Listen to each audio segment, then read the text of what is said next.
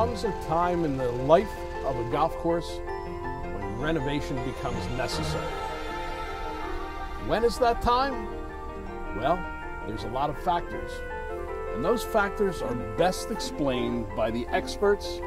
We have one of the renowned golf course architects in the entire country, Ron Garr, with us. He has renovated many golf courses, and those experiences will help introduce this topic to all of our viewers and those who are at courses that really could use his help or the help of many other people. Ron, welcome to the Traveling Golfer.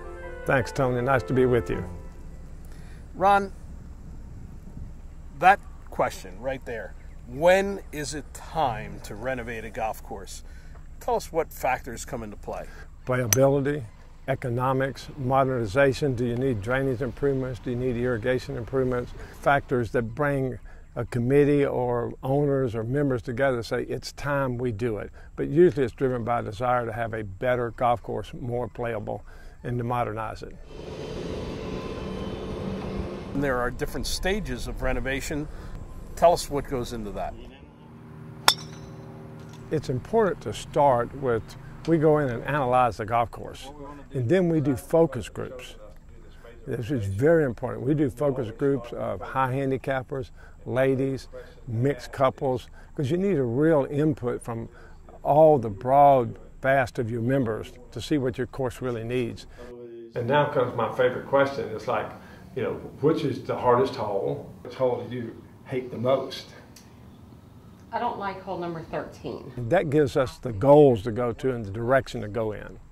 The original reactions from some people is the courses that are being renovated are 100 years old. They're the really old golf courses, and certainly they do. But sometimes a course that's only 30 years old or 25 years old could need renovation. The step meter is the curse of all superintendents. You know, they have to cut the grass very short. They have to aerify, they have to top dress, organics building up in the root zone. All of those things make it much harder to keep the greens in the condition that the members and the guests want. And it's very important that we go in and reinvigorate those greens through a renovation program. Once you compile the results from the focus group onto the drawing board? That's the next step, and obviously there's an intermediate step also. One of the things we have to do is get good aerial photography. We have to get topographic information, which now we use mostly GPS, and every time they put it in the ground, it makes a point. It's just phenomenal how accurate and how many points we can get. We'll do the shapes of the bunkers, the shapes of the greens, the elevation of the putting surface, all that technical stuff. Then once we get that, then we start taking it to the drawing board. There's a series of processes that you go through. And we actually have about a 110-step process. One of the most important things is to make sure that you think about, who are we doing this for? We don't do golf courses for tour players. We do golf courses for real golfers, and we got to keep all that in mind. Once we've got the planning done and it's time to go to the field, there's a process that we have to have detailed plans that we can bid. We have to go through a bid process. We have to award a contract. We have to have the time frame to set it up. We have to have a time for construction. Actually, the greens complex is because of mutation of the grass. It's probably the number one thing we look at. Nobody likes to play with wet feet. And obviously that's a big factor, but you know, we renovated Lakewood in New Orleans, where they held 27 New Orleans Opens. And we went in right after Katrina.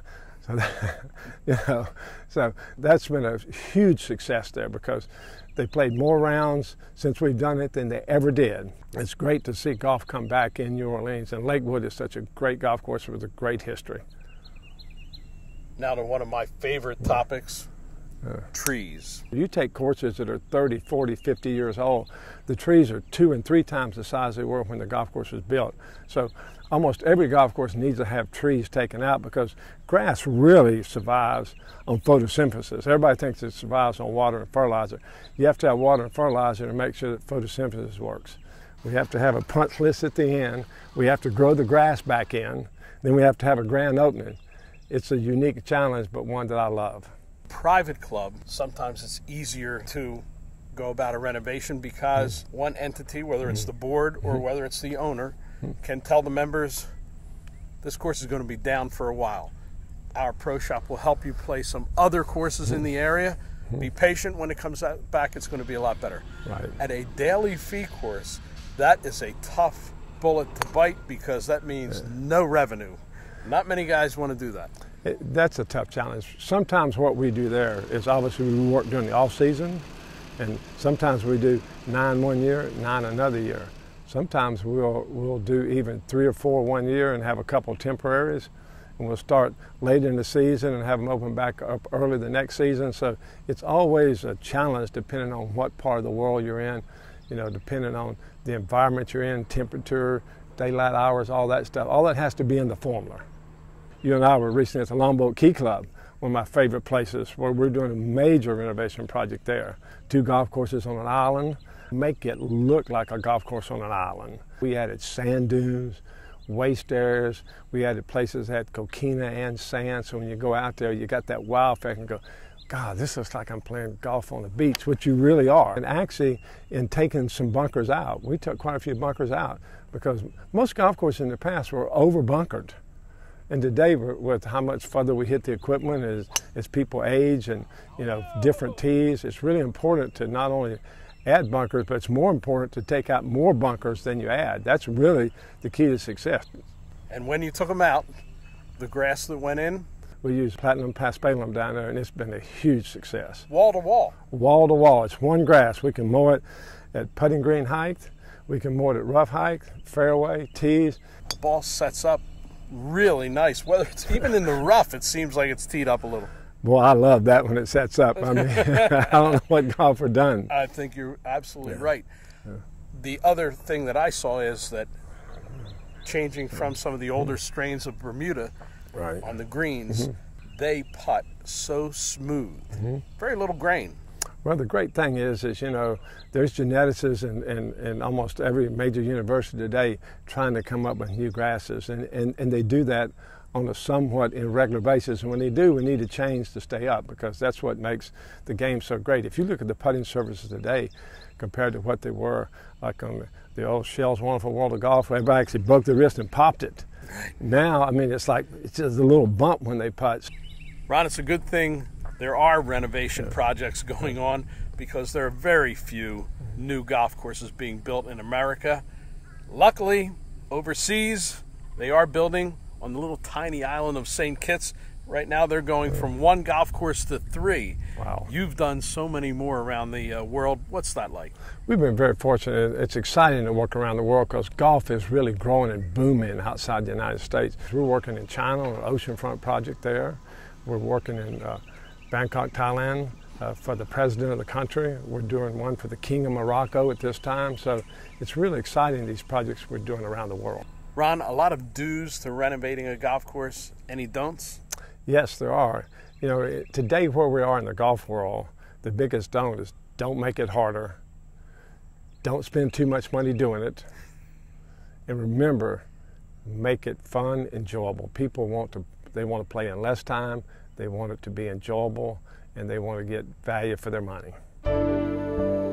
Golf writers are often brought in to renovation sites to critique some of the new changes and explain how the courses will play for the golfers who come to them. Mike Kern, award-winning golf writer for the Philadelphia Daily News, has seen many renovations in the Philadelphia area as well as across the country. To be out there with Ron Garl, the designer, and him telling me what he was trying to do, how he was making the course more playable, to see the little things he was doing with the grass to make, it was just, it's a different kind of experience. To see how it gets to be the end, that was kind of an eye-opener for me. I don't think anybody goes in to renovate a course thinking it's not going to, you know, be a change that's going to make it that much better of a course. The one that comes to mind for me was Oakmont, because I was there in '94 covering the Open. It's tree-lined. You can't see one hole from the other. Now you go back, they've taken out 1 million trees, and you can see like 16 of the holes standing up by the clubhouse. So much of a better course. And the other one is Pinehurst, where they went and took it back to what it was like in 1945. Pinehurst number 2. Number 2, opened it up. I think a better golf course. They addressed the aesthetics, changing the look of the golf course, but didn't really change the way the course played, the course conditions. And those conditions are hard and fast. They make it difficult for the regular players. And that was a fair assessment. You take a great old course You bring it into the modern age, it usually means removing trees, opening it up, and making it more playable, which sometimes they've kind of lost that a little bit, and it makes it more enjoyable, which is the bottom line of the game.